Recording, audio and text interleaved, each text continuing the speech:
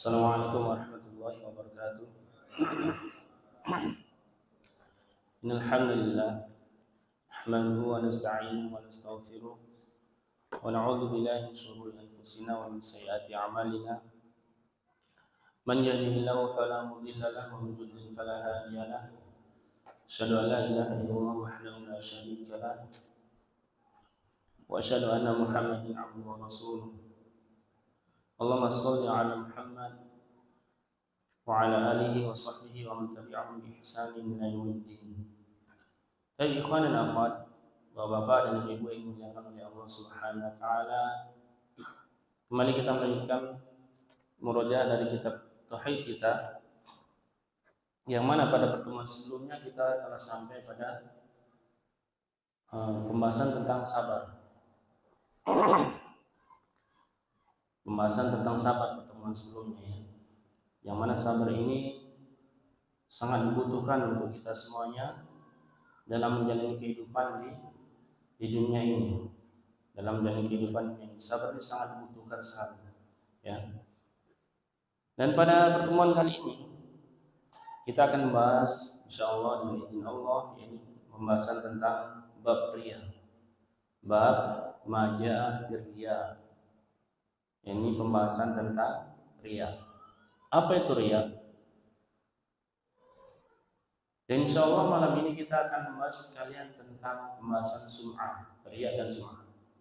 Dan apa pengertian riya? Di sini penulis menjelaskan ta'rifur riya wa fi'lul khair li iradatil ghair wal farqu bainar riya wa bainas sum'ah anna riya li ajli ru'yatin nas was sum'ah yal amal li isma'in nas. Apa itu riya? Riya adalah suatu perbuatan kebaikan ya. Suatu perbuatan kebaikan. Akan tapi apa? Li iradatil ghair. Demi selainnya ya. Demi keinginan selainnya. Maka perbedaan antara riya dan sum'ah itu apa? Riya itu adalah li ajli ru'yatin nas, agar manusia bisa melihat. Sedangkan sum'ah yal amalu li isma'in nas, agar manusia bisa mendengar. Ini saling berkaitan dua amalan ini. Ini riya dan sum'ah. Maka penulis di sini membawakan ayat Al-Qur'an dalam surah Al-Kahfi ya. Surah Al-Kahfi ayat yang ke-110.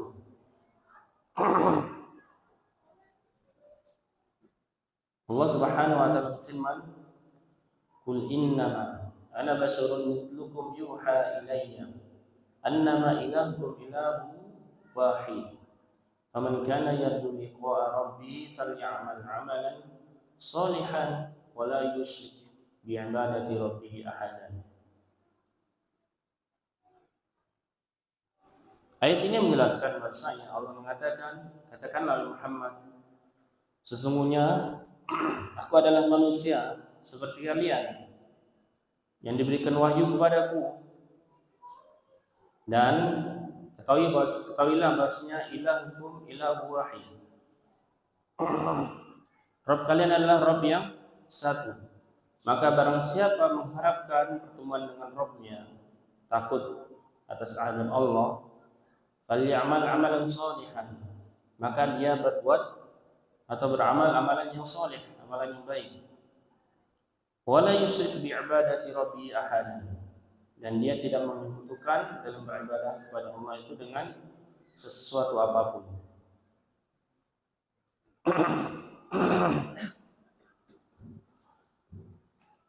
Bahasanya Allah Subhanahu wa taala ya'murullahu nabiyyu sallallahu alaihi wasallam fi hadhihi al-ayah bi an yukhbira an-nasa 'an haqiqatihi wa huwa annahu basharun mithluhum khalin min al-khasa'is al-ilahiyyah wal malakiyyah, lakin Allah mayyazahu 'anhum bil wahyi war risalah wa anna mimma awha Allah ilayhi ifradullahi bil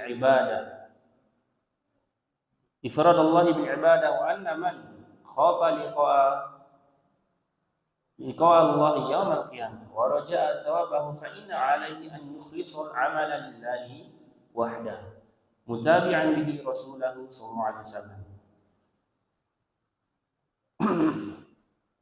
Di sini penulis menjelaskan bahasanya Allah merintahkan nabinya dalam ayat tersebut untuk mengabarkan kepada para manusia tentang hakikat siapa itu Nabi Muhammad. Ya, hakikatihi. Yang mana Allah Subhanahu wa taala berfirman apa? Ana basyarun mithlukum.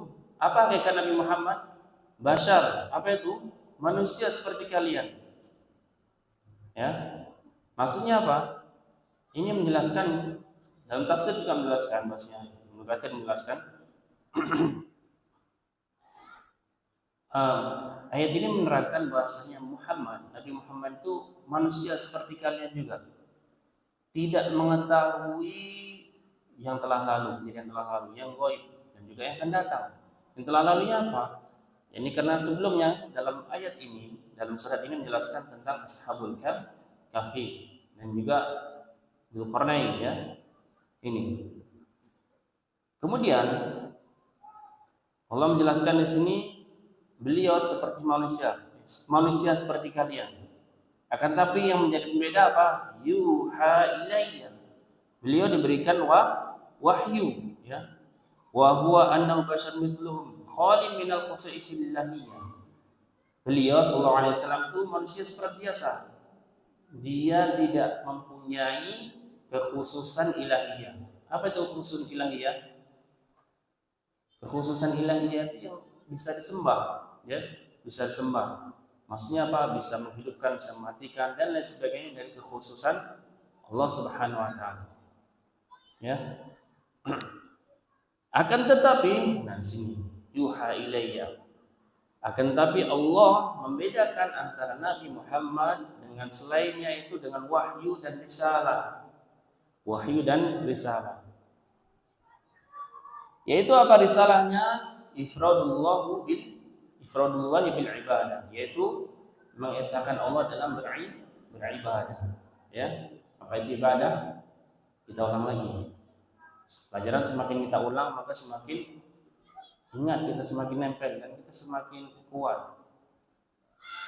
Dan mudah-mudahan akan menambah keimanan kita. Apa itu ibadah? Ismun jami'un likulli ma yuhibbullahu wa yardah minal af'al wal a'mal al-zahira wal batinah. Setiap nama yang mencakup apa-apa yang dicintai dan diridhai oleh Allah Subhanahu wa taala. Setiap apa-apa atau setiap nama yang mencakup apa-apa yang diridhai dan dicintai oleh Allah Subhanahu wa taala dari perbuatan dan perkataan yang nampak dan yang tidak nampak, yang batin. Ini ibadah.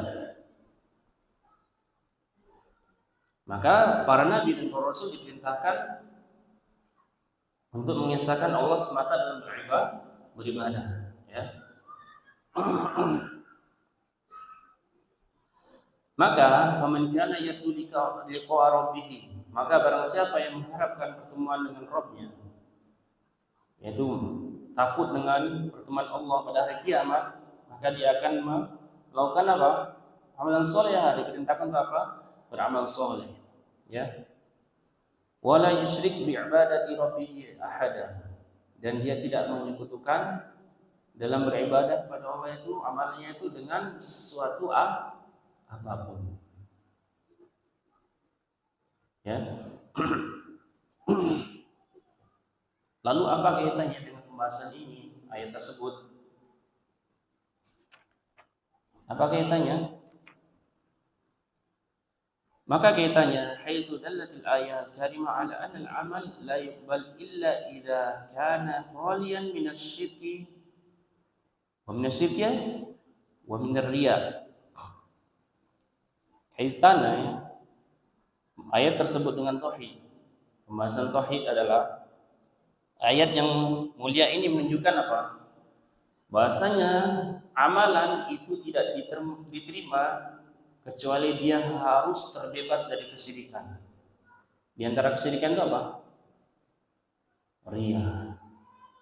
Di antara kesyirikan adalah riya. Makanya kita harus berhati-hati Bapak dan Ibu yang mulia terhadap amalan riya, terhadap amalan yang di dalamnya tercampuri dengan kesyirikan, di antaranya riya.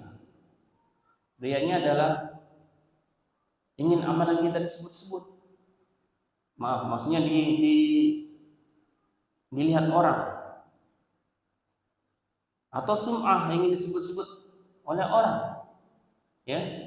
Dan ini tidak boleh. Allah tidak ridho dengan seseorang yang dia beramal di dalamnya ada amal riya. Faedah dari ayat ini antaranya adalah isbatu basyariyati Muhammad sallallahu alaihi wasallam wa qulubihi minal khasaisil ilahiyyah wal malakiyah. Penetapan tentang bahasa Nabi Muhammad itu adalah manusia dan beliau terbebas atau tidak memiliki kekhususan ilahiyah atau ketuhanan dan juga malaikat. Kekhususan dari ilahiyah dan juga malaikat. Ini Nabi Muhammad, beliau adalah manusia biasa seperti kita, akan tapi ada perbedaannya, ya. Dan tidak memiliki kekhususan sebagaimana sebagian kaum muslimin mengkhususkan dengan kekhususan yang berlebihan. Kemudian faedah berikutnya, fil ayat dalilun ala syahadatain. Ayat tersebut ini adalah sebagai dalil tentang syahadatain. Apa itu syahadatain? Yang pertama syahadat alla ilaha illallah, dan yang kedua syahadat anna Muhammadan Rasulullah. Apa ini maksud syahadatain di sini? Yang pertama adalah syahadat alla ilaha illallah. Maksudnya apa? Di sini Allah dalam surah Al-Kahfi tersebut ilahukum ilahu wahid. Kita wajib mengesahkan Allah semata. Ya. Kemudian syahadat anna Muhammad Rasulullah, bahasanya yuha, nabi kita atau Allah memberikan wahyu kepada Nabi Muhammad SAW, ya. Memberikan wahyu kepada Nabi Muhammad SAW. Maka kita harus mengikuti Nabi Muhammad SAW, ya. Maka kita harus ketahui bahasanya ibadah itu tidak diterima oleh Allah ketika kita dalam ibadah itu dikotori dengan kesyirikan. Di antaranya adalah riya. Maka Allah Subhanahu wa taala di antaranya berfirman dalam surat Al-Mulk yang kedua, "Allazi khalaqal mauta wal hayata liyabluwakum ayyukum ahsanu amala." Dialah Allah yang menciptakan hidup dan mati. Liyabluwakum. Allah menciptakan hidup dan mati. Liyabluwakum, apa? Menguji kalian. Untuk apa?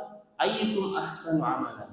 Barang siapa yang di antara kalian itu yang paling baik amalannya. Paling baik, bukan paling banyak, ya, bukan paling kelihatan, bukan paling sering didengar, disebut. Walaupun itu ada sebagian yang memang terbebas dari riya dan sum'ah.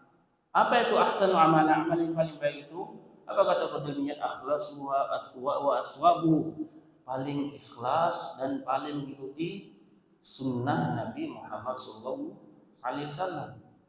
Ini amalan yang paling baik. Ya, kita harus ketahui bahasanya setiap kita beramal, jangan kita memikirkan tentang apa kuantitas, ya, kuantitas, tapi kualitasnya. Kualitasnya apa? Kualitasnya ya harus ikhlas. Memang ikhlas ini berat, Bapak dan Ibu yang mulia. Ikhlas ini berat dan susah. Ya, maka sebagian ulama mengatakan bahasanya aku tidaklah ketika menuntut ilmu hadis mengatakan aku ikhlas karena Allah. Tapi aku akan berusaha selalu untuk melaksanakan atau menjalankan ini ikhlas karena Allah Subhanahu wa taala. Kita harus berusaha, termasuk riya di dalamnya. Sebagai contoh, misalnya kita sholat di masjid, sholat sunnah, kemudian lewat mertua kita misalnya, dibagus-baguskan sholat kita, dan lain sebagainya dari amal yang lain, kita puasa dan lain sebagainya, zakat dan lain sebagainya, ingin dilihat orang, ya. Makanya Nabi kita yang mulia Nabi Muhammad SAW, khairu salati rajul fi baiti. Sebaik-baik salat orang laki-laki itu di mana? Di rumahnya. Kecuali illa maktubah. Kecuali yang diwajibkan salat lima waktu. Berarti sebagusnya salat sunnah kita di mana? Di rumah. Ya. Makanya guru kita, guru saya Syekh Rahimahullah Ta'ala sering mengulang-ulang. Apa kata beliau?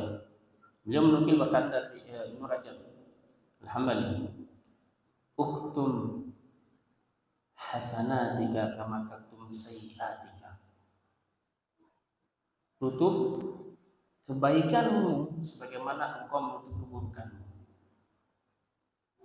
Karena apa? Ini adalah salah satu thariqah, salah satu jalan kita agar kita ikhlas dalam beramal soleh. Kita menutup amalan kebaikan kita, ya, berusaha semaksimal mungkin kita tutup amalan kebaikan kita sebagaimana kita menutup amalan keburukan kita, ya. Itu harus kita ketahui. Maka ini sering diulang oleh beliau rahimahullah ta'ala, ya.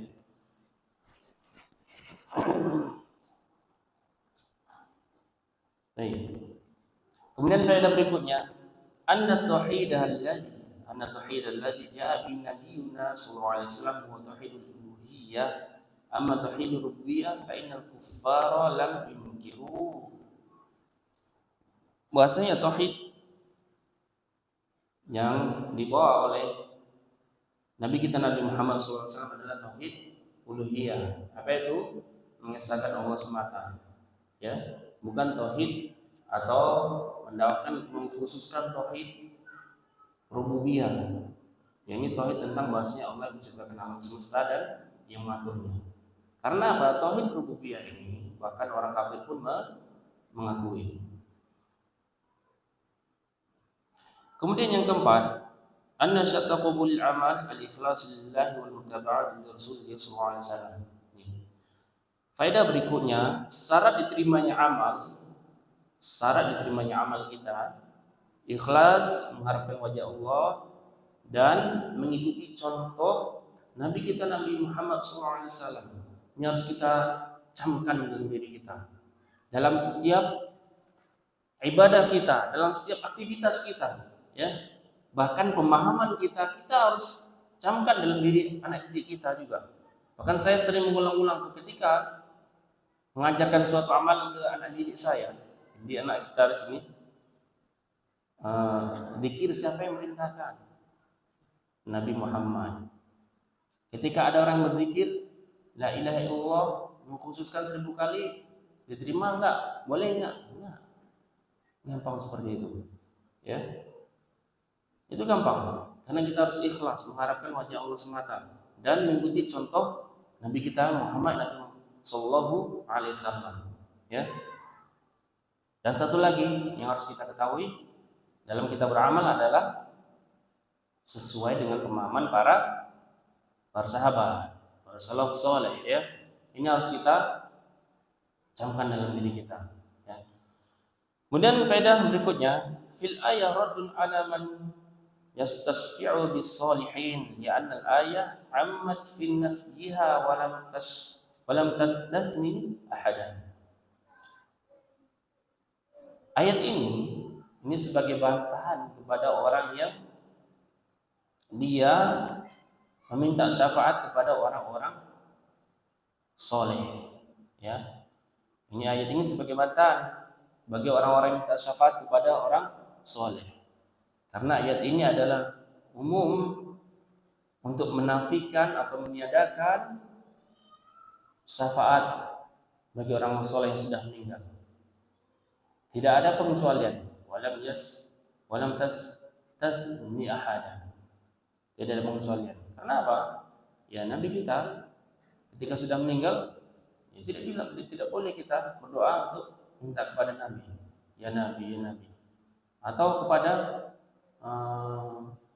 orang-orang soleh selain itu, ya. Karena di sini Allah memerintahkan apa? Falyamal amalan sholihan, maka beramal soleh.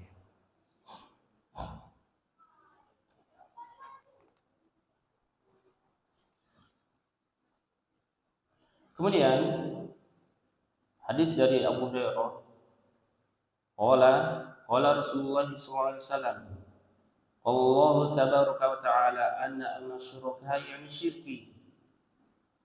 Man 'amila 'amalan asyraka fi ma'i ghairi taraktu wa syirkahu.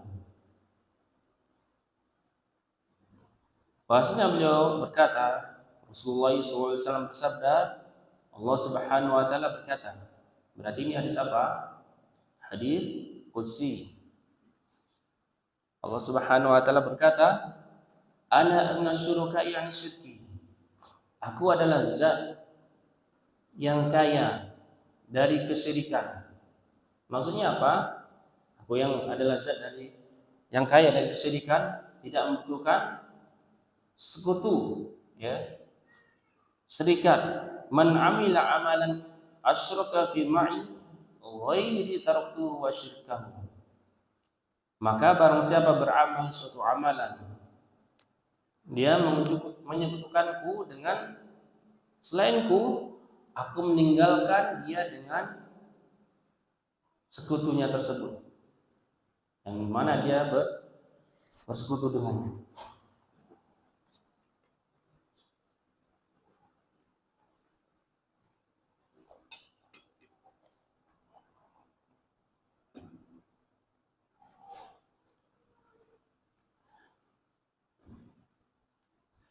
يخبرنا الله سبحانه وتعالى في هذا الحديث القدسي أنه هو الغني بذاته عن جميع مخلوقاته لذا فإنه لا يقبل عمل فيه شرك ومن الشرك الرياء لأن ذلك لا يليق بغناه وكرمه المطلق وفي ذلك أكبر واعظ للذين تسول لهم أنفسهم فيعملون العمل الذي يبتغى به وجه الله لا يصرف وجوه الناس إليهم حتى إذا جاءوا يوم القيامة لم يجدوا شيئا ووجدوا الله عندهم فوفاهم حسابهم والله سريع الحساب.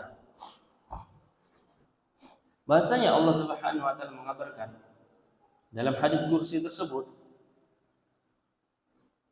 Allah Subhanahu wa taala adalah Maha Kaya secara zatnya dari semua makhluknya. Maka dari itu Allah Subhanahu wa taala tidak menerima suatu amalan ketika seseorang melakukan suatu amalan, entah itu amalan apa saja, amalan soleh yang di dalamnya itu ada kesyirikan. Dan dari kesyirikan itu apa? Riya. Karena lianna dzalika la yaliqu bil ghinahu wa karamihil mutlaq. Karena ini tidak sesuai dengan penamaan Allah, yaitu Allah itu Maha Kaya yang secara mutlak dan kekarimannya, kedermawanannya. Ketika seorang kaya butuh enggak? Ya, kepada bantuan orang lain. Ya, kalau makhluk butuh. Tapi kalau Allah Subhanahu wa taala sama-sama kaya, orang juga ada yang kaya, tapi beda dengan Allah Subhanahu wa taala. Allah tidak membutuhkan kepada makhluknya, ya. Karena ini adalah merupakan, maka dari itu ini merupakan sebesar-besar nasihat kepada kita, yaitu lilladzina tusawwilu lahum anfusahum, yakni yang di dalamnya hatinya ada sesuatu. Fay'maluna 'alamal ladzi yutabbi'ullah. Dia beramal dengan suatu amalan yang dia mengharapkan wajah Allah. Akan tapi apa? Yang seharusnya amalan tersebut yang mengamalkan suatu amalan soleh, seharusnya dia mengharapkan wajah Allah. La yasrifu wujuhan nas ilaihim. Dia dari amalan tersebut dia mengharapkan pandangan manusia, anggapan dari manusia, ingin dilihat manusia, ingin dengar manusia, ya. Maka orang-orang tersebut ketika melakukan suatu amalan, ketika dia ada riya di dalamnya, kemudian sum'ah, hatta idza ja'u yaumil qiyamah lam yajidu syai'an. Dia tidak mendapati amalan pada hari kiamat. Tidak mendapatkan sesuatu apapun, ya. wa wajidullaha 'indahum fawahum hisabuhum Allah sari'ul hisab. Maka mereka mendapatkan Allah pada hari kiamat, akan tapi dia tidak mendapatkan pahala yang dia perbuat di dunia, ya. Dan Allah Maha cepat hisabnya. Baik, Allah Subhanahu wa taala di sini mengatakan bahwasanya Allah itu Maha kaya secara zat. Maka tidak butuh kepada kesyirikan. Ya. Maka dari itu kita ketika beramal soleh harus selalu ikhlas kepada Allah Subhanahu wa taala. Jangan mengharapkan manusia. Jangan minta dipandang manusia dan lain sebagainya dari apa-apa yang ada di dunia ini. Makanya ketika kita mengharapkan manusia, ini sering diulang-ulang oleh Syekh Yazid rahimahullah taala, ketika seseorang mengharapkan manusia pasti dia akan kecewa. Kita camkan dalam diri kita di bawah pada Ibu. Ketika seseorang mengharapkan manusia pasti dia akan kecewa. Ya. Oke lah, misalnya ketika kita memiliki teman dekat atau orang tua yang kaya, kita minta terus diberi, kita minta terus beri, kita minta terus beri. Sampai kapan? Pasti akan ada batasnya.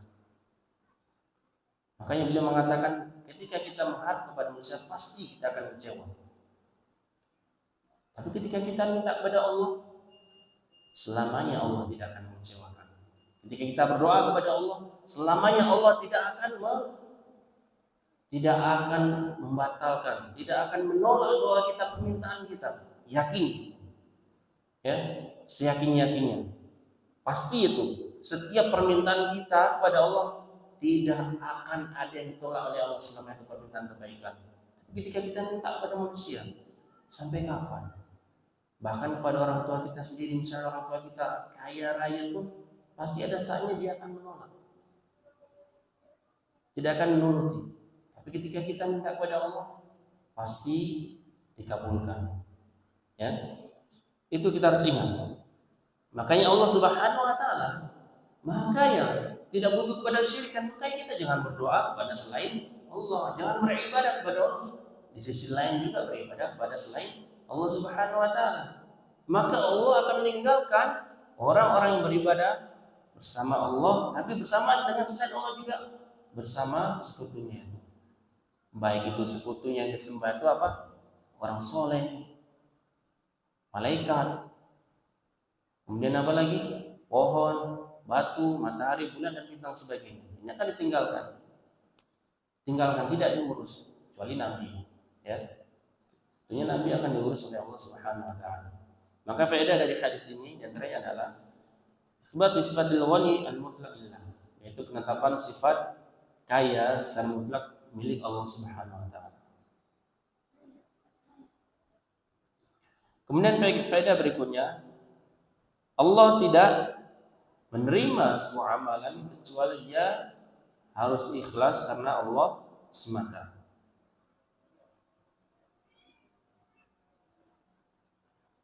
Faedah berikutnya, ini pembatalan atau pembatalan tentang ma waqa'a riya. Ini amalan yang di dalamnya ada riya. Ketika seseorang beramal dengan suatu amalan di dalamnya ada riya, maka ini batal amalannya, tidak diterima oleh Allah Subhanahu wa taala. Kemudian yang keempat, itsbatu karamillah mutlaq, yaitu penetapan kedermawanan Allah secara mutlak, sifat karim. Faedah berikutnya, penetapan sifat qaul, bahwasanya Allah itu penetapan sifat Allah itu berkata, yaitu dengan cara yang sesuai dengan kebesaran Allah. Tapi di sini ada ringkasan dari Syekh Muhammad di sini. Idza kana al-asl amal li ghairillah fal amal yahbitu ijma'an. Ini kita perlu ketahui ringkasan ini karena ini berkaitan dengan diri kita ketika kita beramal. Ketika seseorang beramal awal mula dia beramal sudah karena selain Allah, maka ini amalnya batal mutlak dari awal sampai akhirnya nanti. Ya. Idza kana al-asl amal li ghairillah fal amal yuhbitu al-ijma'. Asalnya karena selain Allah. Yang kedua, idza kana al-asl amal lillahi thumma tara'a alaihi riya' fa in dafa'u fa innal amal la yabtil. Wa in istamarra ma'ahu riya' hatta nihayatil amal. Qila yabtilu al-amal wa qila la yabtil al-amal. Wa jaza 'ala asli niyyati wa huwal arjah. Kemudian yang kedua, ketika sebuah amal asalnya itu dia ikhlas karena Allah. Awal dia ikhlas karena Allah. Kemudian di tengah perjalanan dia dimasuki dengan rasa riya, ingin dilihat manusia, atau sum'ah, ingin didengar manusia.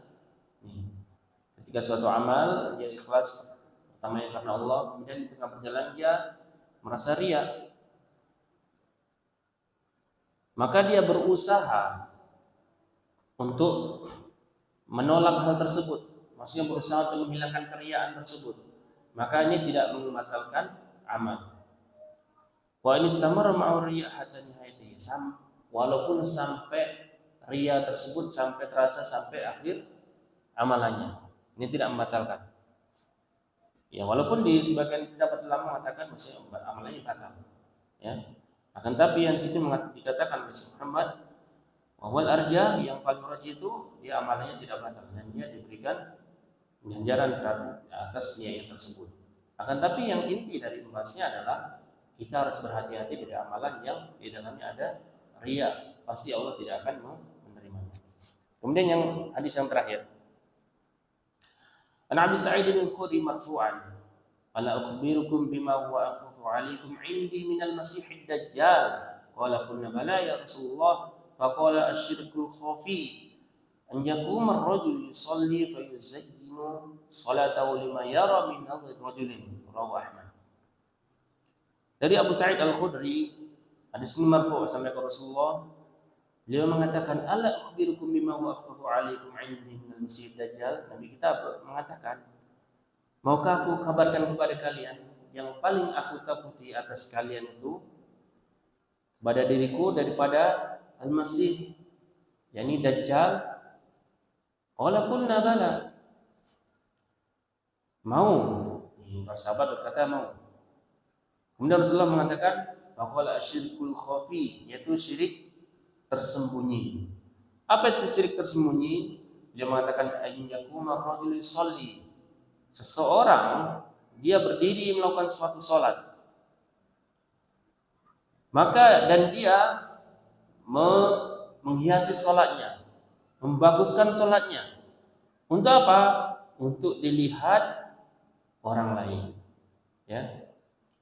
Di sini bahasanya riya ini, penyakit riya ini lebih ditakutkan oleh Nabi kita yang Nabi Muhammad SAW daripada fitnah Al-Masih Dajjal. Kenapa? Karena riya ini terjadi bukan hanya di akhir zaman, dari zaman dahulu sampai zaman akhir nanti. Makanya ditakutkan oleh Nabi kita yang Nabi Muhammad SAW karena dia tersembunyi dalam hati. Bapak-bapak dan ibu mungkin tidak mengetahui apa yang yang ada dalam hati saya, ya. Dan saya tidak tahu apa yang ada dalam hati bapak-bapak dan ibu-ibu. Ya, makanya ditakutkan oleh Nabi kita yang mulia Nabi Muhammad SAW penyakit riya ini. Sedangkan Al-Masih Dajjal tadi terjadi hanya pada akhir zaman, salah satu tanda-tanda hari kiamat. Makanya ditakutkan oleh Nabi kita yang mulia Nabi Muhammad SAW. Ya. Dan di sini beliau mengatakan anyakum marrajul sholli. Ini adalah salah satu bentuk contoh saja. Bukan berarti cuma sholat saja riyanya, tidak. Akan tapi semua amalan soleh. Bukan berarti sholat aja Ustaz, bukan. Tapi semua amal soleh. Baik. Maka faedah dari hadis ini diantaranya adalah al-uslubul istijwabi min asalibil Islam. Faedah yang pertama adalah uslub atau cara menyampaikan dengan tanya jawab itu adalah uslub atau cara Islami. Ya. Apa itu tanya jawabnya tadi? Yaitu Nabi kita berkata apa? Maukah aku kabarkan kepada kalian apa yang aku takuti atas diri kalian daripada Masih Dajjal. Kemudian faedah berikutnya syafaqatun Nabi sallallahu alaihi wasallam wa hifdzuhu alaihim. Yaitu kecintaan Nabi Muhammad sallallahu alaihi wasallam dan semangat beliau kepada siapa? Kepada umatnya tentunya secara umumnya. Kepada kita, ya, kepada para sahabat, ya. Apa buktinya? Ini beliau mengabarkan tentang yang paling beliau takuti daripada Al-Masih Dajjal. Kemudian faedah berikutnya, syiddatu khatar riya ala sahibihi li khifaihi wa usri takhallus minhu wa quwwati da'i ilaihi. Bahayanya, sangat bahayanya riya terhadap pelakunya, ya. Karena apa? Karena dia tersembunyi dan orang sulit berlepas diri darinya. Dan kuatnya riya ini, ya, kuat sekali. Wa quwwati da'i ilaihi. Dan banyak, tentunya kita aja mungkin naik motor. Motor kita ya mungkin motor biasa Supra, terus mau ngebut motong orang. Gimana perasaan kita? Wah, potong orang. Lalu kira-kira kalau kita melihat ada orang yang naik Pajero kemudian turun di tengah keramaian orang, kira-kira gimana hatinya? Digoda terus enggak sama setan kira-kira? Itu kita tanyakan kepada diri kita. Maka kita harus berhati-hati dengan hal tersebut. Kita sembunyikan, ya. Kita sembunyikan, dan jangan kita ada saudara kita yang memiliki kelebihan terus kita ungkit-ungkit di depan umum. Tidak. Kita harus bantu saudara kita juga untuk bersembunyi atau menyembunyikan amalan solehnya, ya. Makanya saya sih tidak membenarkan ketika ada seseorang ustadz dakwah kemana-mana difoto dengan kendaraannya yang mewah-mewah, ya. Kira-kira jamaahnya gimana? Saya juga mau beli kendaraan seperti itu biar saya ikut ustadz keliling Indonesia, ya. Ini tidak dibenarkan seperti ini. Itu yang ditakutkan. Bukan berarti tidak boleh secara mutlak, ya. Bukan berarti tidak boleh secara mutlak. Ya, karena kita sebagai dai berarti sebagai apa? Panutan. Nanti kalau dai-nya nanti kelihatan mewah terus nanti, ya madmunya ikut-ikutan mewah terus nanti. Waduh, susah terus jadi istri kamu nih. Enggak naik-naik terus motornya dari dulu ini terus Supra terus katanya, ya. Ditambah lagi di rumah update status terus kan, lihat media sosial terus. Baik.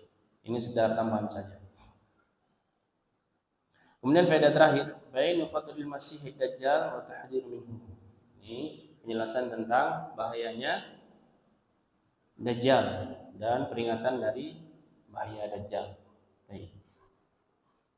Ini bahasa yang singkat dari tentang riya, dan kita juga harus ketahui bahwa Bapak dan Ibu yang mulia, Nabi kita pun Nabi Muhammad SAW tidak hanya membiarkan kita begitu saja. Beliau mengajarkan doa kepada kita agar kita terhindar dari penyakit riya dan sum'ah. Apa doanya? Dalam hadis dulu keluarkan oleh Hakim kalau tidak salah, ya, dari sahabat. Sahabat siapa lupa saya, ya. Beliau mengajarkan Allahumma inni a'udzubika minal faqr wal kufr wa syiqaq wa nifaq war riya was sum'ah. Ya. Ya Allah, aku berlindung kepadamu dari kefakiran, kekufuran, kenifakan, kefasikan dan pecah belah, dari sum'ah dan juga dari riya. Kita hafal hadisnya ini, ya. Atau kita langsung aja kita potong. Misalnya dalam sujud kita berdoa, Allahumma inni a'udzubika minar riya wa minas sum'ah. Ya, kita potong apa? Ya, baik. Jazakumullah khairan. Apa yang benar datangnya dari Allah dan Rasulnya, yang salah datangnya dari saya pribadi dan bersyukur kepada Allah. Saya mohon ampun. Akhirnya subhanallahi wa bihamdika asyhadu an la ilaha illa anta astaghfiruka wa atubu ilaik.